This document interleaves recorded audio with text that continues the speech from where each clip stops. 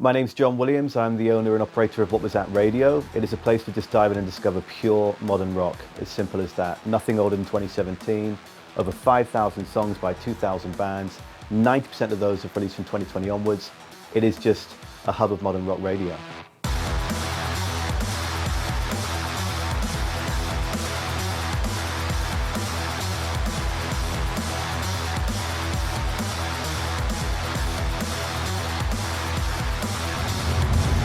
And there's Wazzy that you helped fund.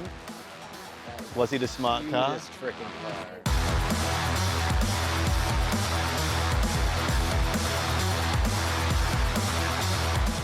What I hope to achieve with What Was That Radio is beyond just the music, it's the community. So everything that I own is split 50-50. With that then, we find ways to give back and give out grants to those in the community. Are there bands out there in Belgium that are maybe €200 short of a new record?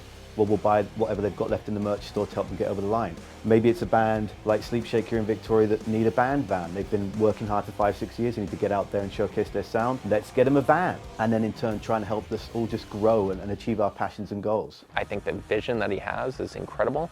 I love that he supports artists in the fact that he gives back. What he says is 50%, but we all know is a lot more than that to the artists and the community, and the music is great. Well, what's next for What Was That Radio is continued sensible growth. The foundation is built now. I know where this can go in 10, 15, 20 years. So it's about utilizing things like Radio Co approaching me for this documentary and looking to What Was That Radio to help try and bring in new community members, otherwise known as WUZers. $30,000 has been raised. I do the 50-50 split, but really it's been 80-20. So over $20,000 has gone back into the community to help with music lessons, moving house or pet surgery, or going to independent bands around the planet to help galvanize. That's a word that comes up a lot because that's what this is to me. This community galvanizes my flipping soul. It's on fire. We're Louise, and we've had an incredible time in John's podcast. It was an amazing interview.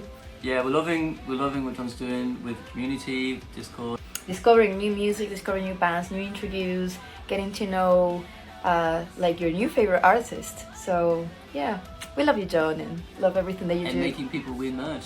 Yeah. I worked at commercial rock radio for a decade and I learned an awful lot, a hell of a lot in those 10 years. There's a very finite amount of space in commercial radio, and this is about not having necessarily heavy rotation committed to just 5 bands. This is about thousands of bands who deserve your attention when you've got the time, and if you want to share your time in discovering them. I just got a text on my phone from my blow dealer.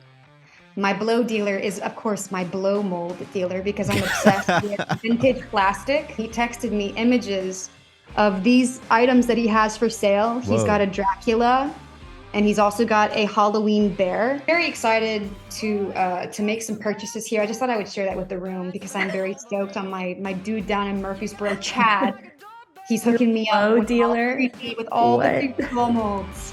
The biggest challenge that I reveled in was, holy, I've got to build the database, build the algorithm, build the website, build the design, everything from nothing to what I had in my mind, but then go through the gears and stages of, this doesn't quite look how I would like it to look, this doesn't quite sound. It's taken 2-3 years to get What Was That Radio to look and feel exactly how I imagined. Hey, I'm Jim from Electric Enemy, based in London, UK, and what I love the most about What Was That Radio and John is that through his shenaniganry and complete natural attitude, he brings people together, brings joy to music, and tries to link up people who never normally would have met. He's an awesome dude, and I love him. What do podcasts add to the mix of What Was That Radio? Well, I got verbal diarrhea, number 1. Number 2, context is key to me. And I genuinely love unlocking someone's soul.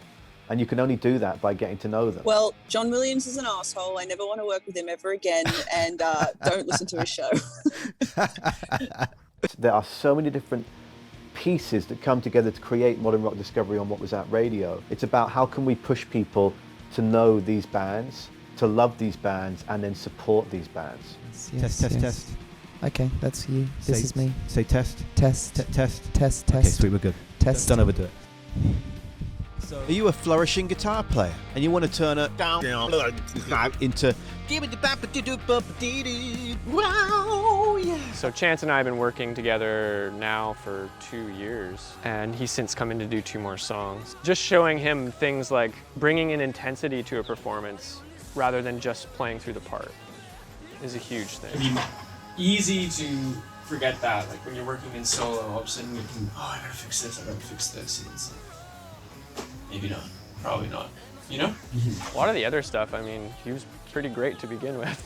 And he just got the experience of working with me and having just nicer quality gear to hear himself back on. To learn more, simply go to whatwasthatradio.com/academy and all the next steps are there. Sam, for my exit, I'm thinking trumpet. Yeah, my mum will like that. See ya.